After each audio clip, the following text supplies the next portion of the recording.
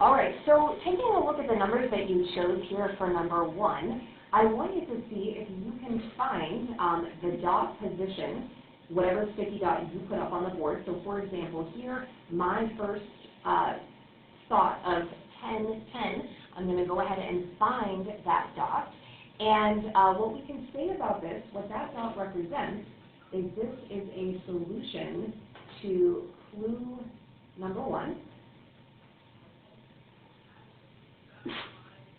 And then I'm going to do the same thing down here. I'm going to see if I can go ahead and find the blue dot that I put up on the board.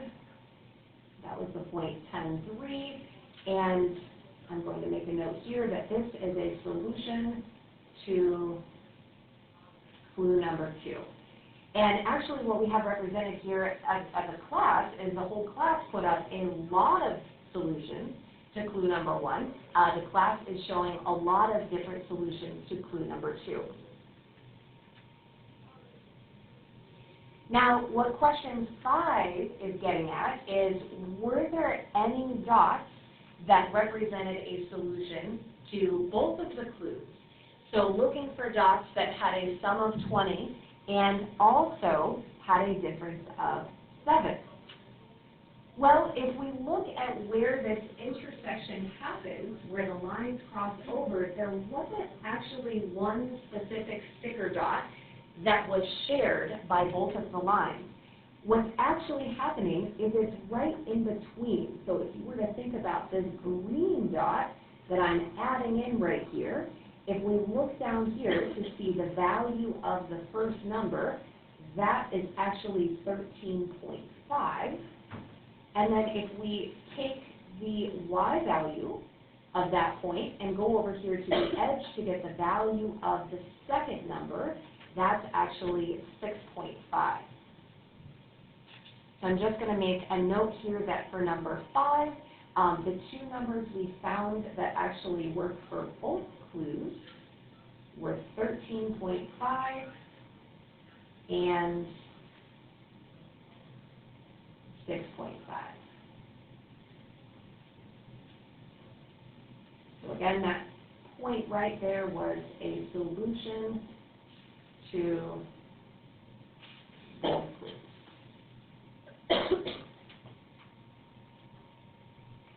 And if we check it, if we think about adding them together, 13.5 plus 6.5 is 20.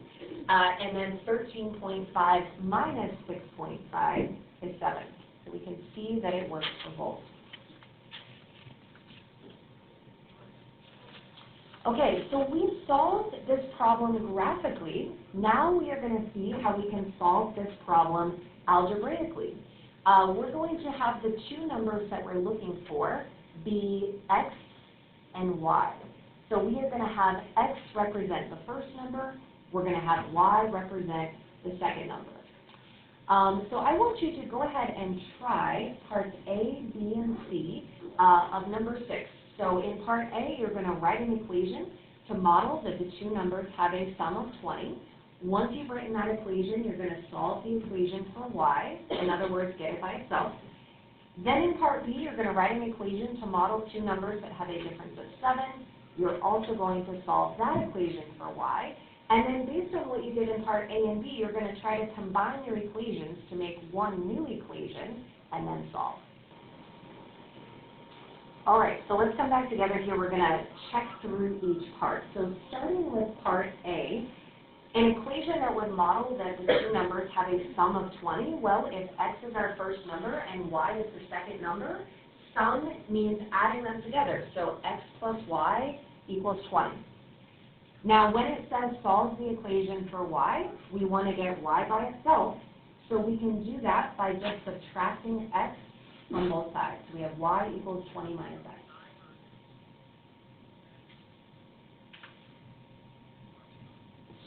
All right, in part B, an equation that would model the two numbers that have a difference of 7.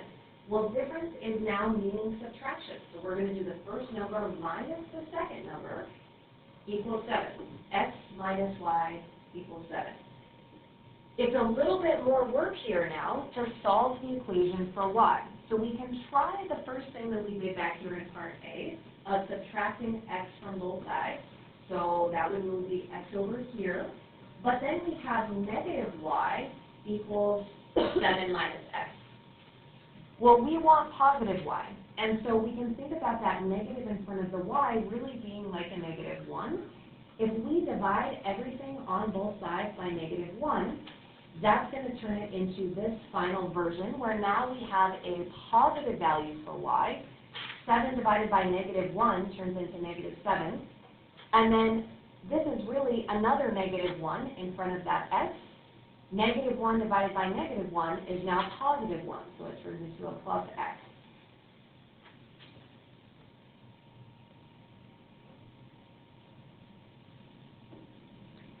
Okay, so now we have two separate equations for our scenarios, for our clues. They're both solved for y, and so in the first equation, if y equals 20 minus x, but then in the second equation, y is also equal to negative 7 plus x, then we should be able to set these two values equal to each other. If y equals this and y also equals that, then this must be equal to that. So that's all we're doing here in the last part. Because these are both, they're both equal to y. So they must be equal to each other. So now to solve this equation, we just have one variable, x. So we can think about getting our x's together on the same side. So I'm going to add x to both sides. We can get the number part together on the other side. So we get 27 equals 2x. We'll go ahead and divide both sides by 2. And we get that x, which is representing our first number, is 13.5. We saw that x was 13.5 on the graph that we did at the beginning, but here's a way that we have now used algebra to get to the same result. Now we do still want to find what the second number was. And so as soon as we have figured out the first number, we can either plug that equation in, we can plug that value in up here to get the second number, or we can plug it into this one down here. We actually should get the same answer both times if it's a solution to both of our clues. So I'm just going to plug it back into the first equation, y equals 20 minus x, and say, okay, well, we just found out that x was 13.5. They have to add the 20. So let's go ahead and subtract 13.5 from 20, and we end up getting the value here of our second number, which was 6.5. The same thing that we saw on the graph.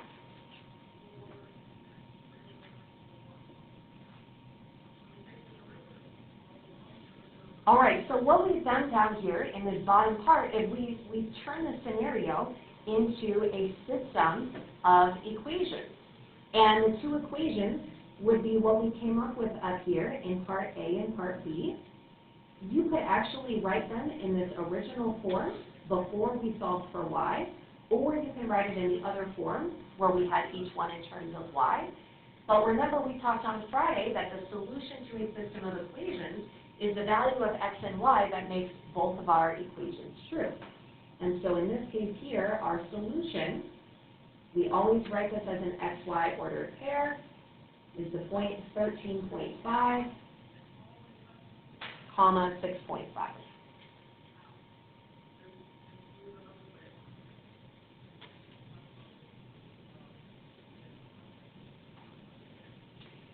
And the method that we used to solve for this using algebra was a method called substitution. So what we did here in the first part, because we saw that y was equal to 20 minus x, we substituted 20 minus x in for y into the second equation. And that's how we were able to complete the problem here in part C. What's also valuable to know is that when we solve a system using algebra, the solution that we get is still the intersection point of graphing the two lines. And that's exactly what we saw up here at the beginning.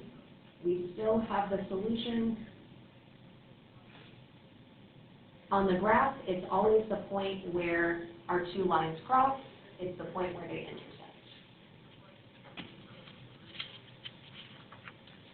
All right, we're going to turn over to the next side. We're going to finish up just seeing a few more examples of how the substitution method can work. All right, so in this next problem here, part A, notice that we have one of our equations already solved for y. We have y equals x plus 5. And similar to what we saw in the last problem, we're going to take the x plus 5 part that was equal to y in the first equation, and we're just going to go ahead and plug that in for y into the second equation. So that is where we are substituting.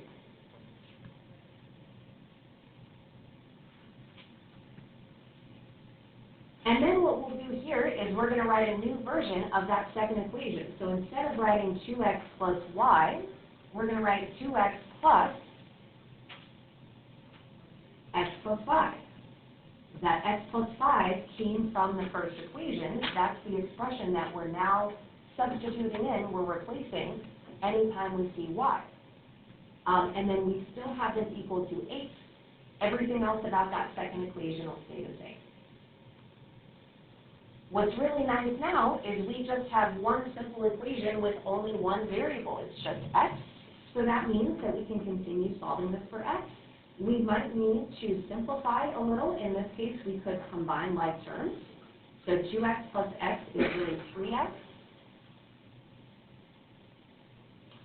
Then we'll take steps to get x by itself. So we can subtract 5 from both sides. At the end here, divide both sides by 3. And we end up getting that x equals 1. Now, we're not done yet, because remember, we're solving a system of equations. We want to know both the x and y value of the intersection points. We don't have to actually graph this, but what we just found is the x value, where the lines cross, is going to be 1. We still need to go back and find the y value. Now, you can plug that x value into either one of the original equations. However, there might be one that's a little easier than the other. So I'm going to think about plugging it back into the first equation to get y. So it used to be y equals x plus 5. Here, I'm just going to plug in 1 for x. And we end up getting the y value of the intersection point to be 6. All right, so I'm going to put a big circle around this. Our final answer here would be 1, 6. If we were to plug in 1 for x and 6 for y, it's going to make both equations true. If we were to graph these, we're going to see that that is the point where the two lines cross.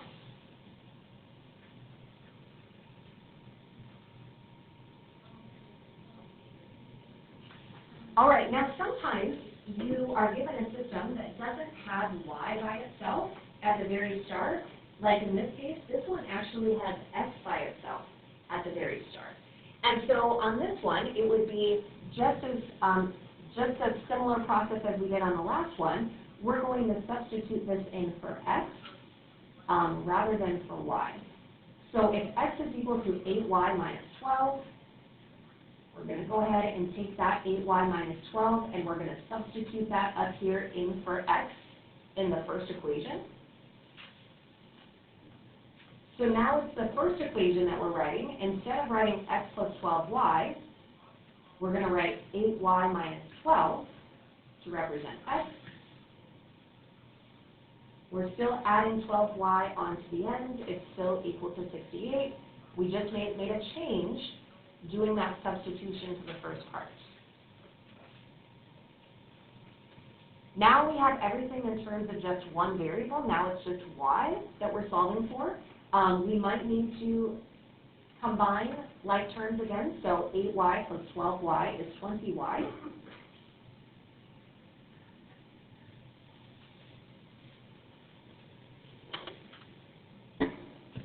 We'll go ahead and add 12 to both sides.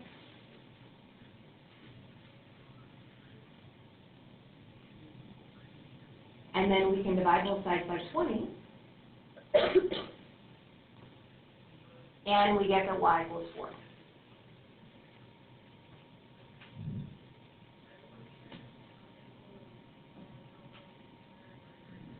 All right, we're not quite done yet, so remember that our solution here should be in ordered pair.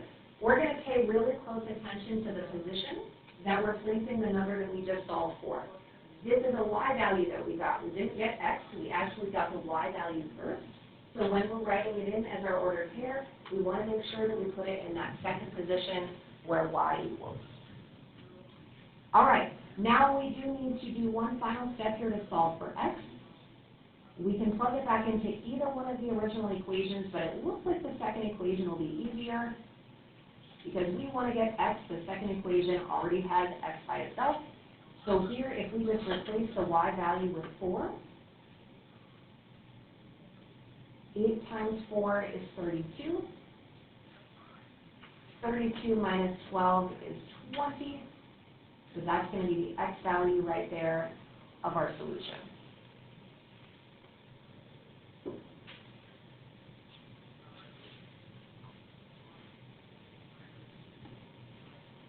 All right, let's take a look here at the next system. So sometimes at the very start, you don't have an equation that's y equals or just x equals.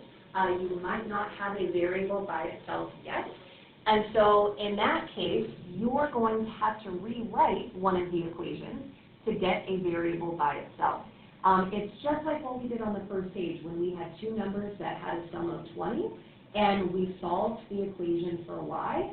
That's kind of the idea of what we're going to do in this part C question.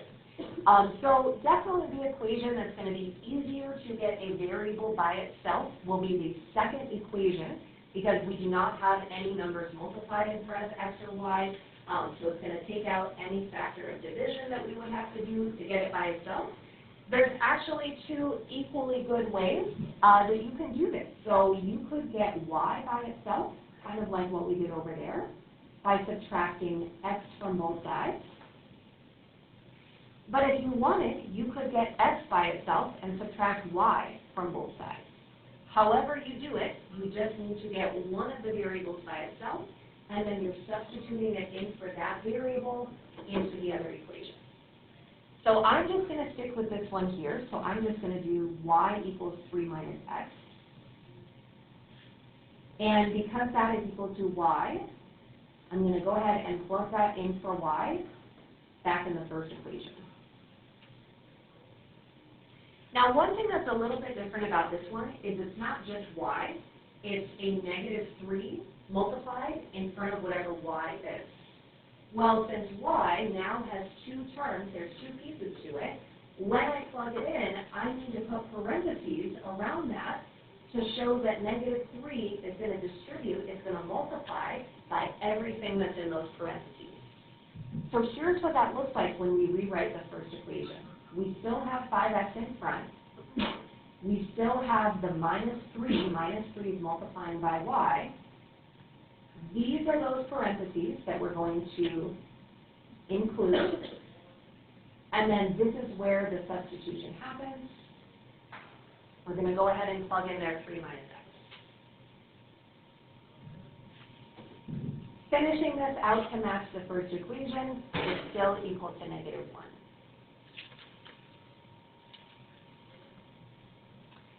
So always use parentheses if you're substituting into a variable that's multiplied by a number in front.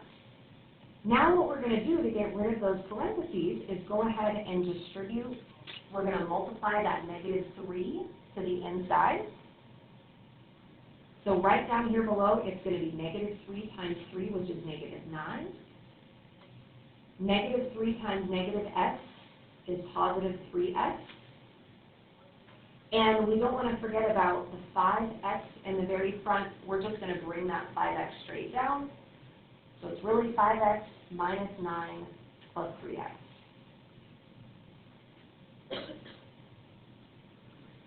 All right, now we're going to combine like terms together. So we have 8x minus 9 equals negative 1.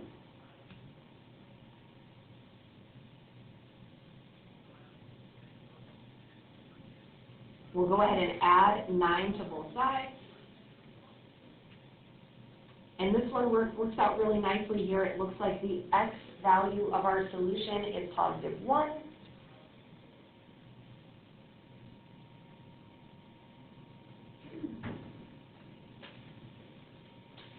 So that's the piece we know so far. We still need to go back and plug this in to get the corresponding y value. So knowing that x is 1, I would put that back into this one right here. If y equals 3 minus x, and x ends up being 1, then we're going to plug in 1 for x, and we end up getting the y value of our solution is 2.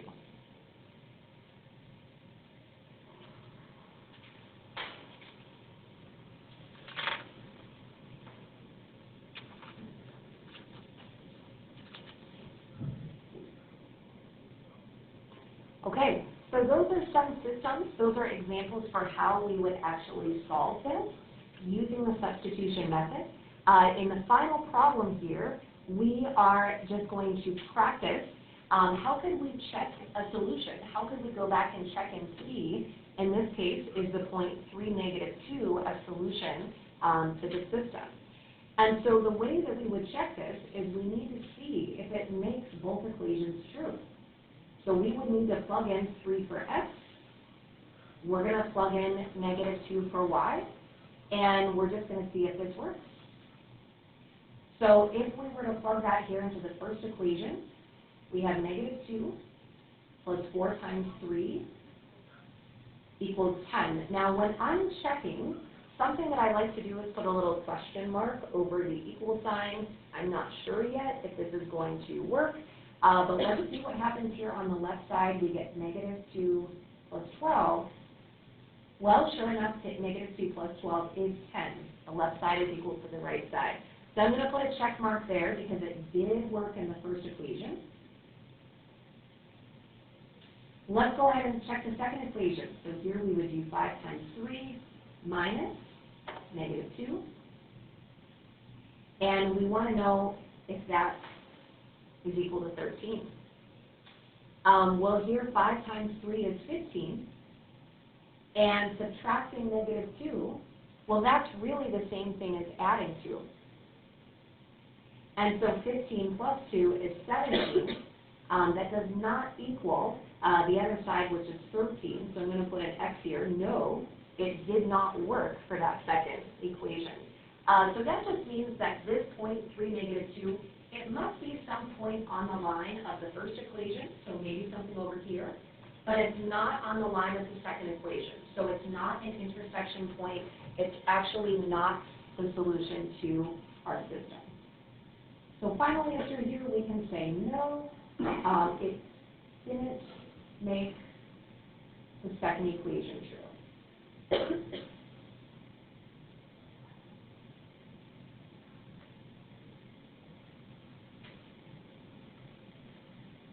It would have to work for both in order for it to truly be the intersection point.